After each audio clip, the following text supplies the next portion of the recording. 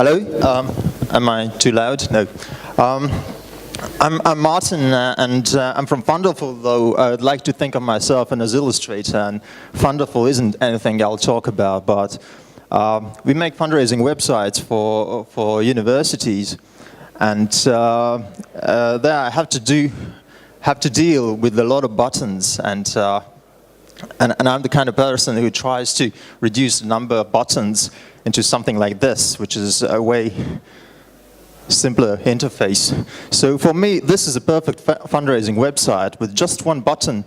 And it's a work called pleasedonate.biz by Raphael Rosendahl, who's a web artist. And I find actually a lot of inspiration in new media art. This is jellotime.com. Jelly time, yeah, Jello time. But then, where you can, as you move the cursor across the jelly, it wobbles, and that's all the website does. And I think that's the perfect website, which has just one function.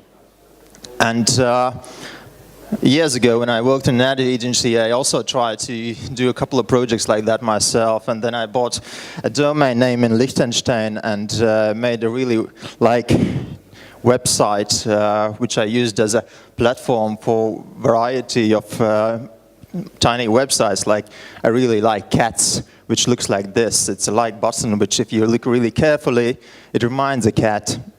And nobody really knows about this website. I just shared it with a couple of friends, yeah, I'm quite fascinated about buttons. Just having a single button which does everything and leaving the user without any choice to press anything else. Where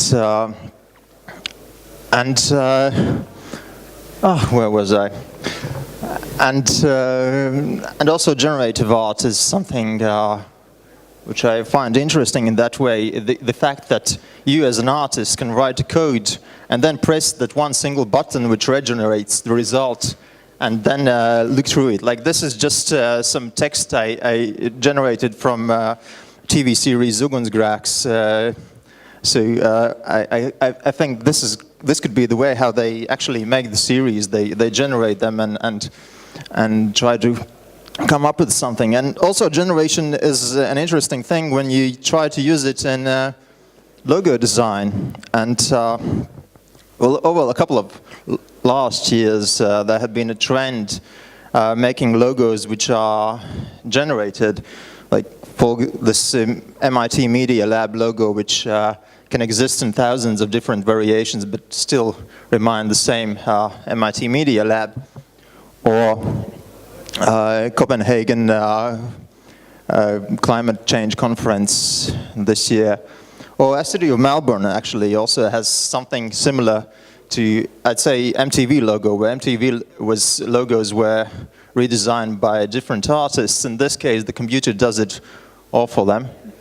So you can just click through the results, find what you like, and maybe it's a good thing not to stop with just logos, but I have a feeling that maybe brand books should be done that way as well. Brand books serve as a guide for the designer to how to make materials, but maybe it's good to take the designer part out, because I'm not really sure if there are designers who really like producing lots of materials based on brand books.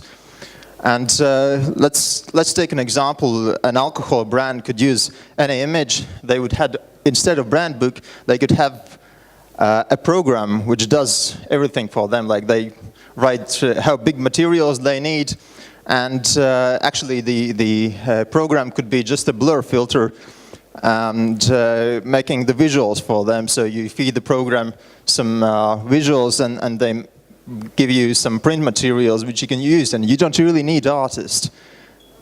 And that's the thing I've been trying to make for Dirty Deal Audio. Actually, how many of you know here what Dirty Deal Audio is? Well, let's see, yeah, good number of hands. So we're a bit working on a new identity for next year, and next year they also have quite big plans, and And basically the music publisher is trying to become an important player in Latvian electronic music export. Like normally you'd say these are the pillars of Latvian music export. So I think, well, the person in the middle is Kodak, who's also one of the artists published by Dirty Deal Audio. These are the others. And next year the plans are to, actually Dirty Deal Audio is becoming a public benefit organization. It's not really planning to make any money next year, but they are just going to promote the artists and actually trying to double the artist list. So as a public benefit organization, it would be nice if maybe there's somebody in the room interested in electronic music and tax discounts. So and then they can contact me or Kristaps, who's the head of Dirty Deal Audio, or follow the Facebook site and try to catch us there, or try to catch me here today. And because we are in need of financial support for the next year. So yeah, thanks. That's the last slide. That was the thanks slide, but yeah.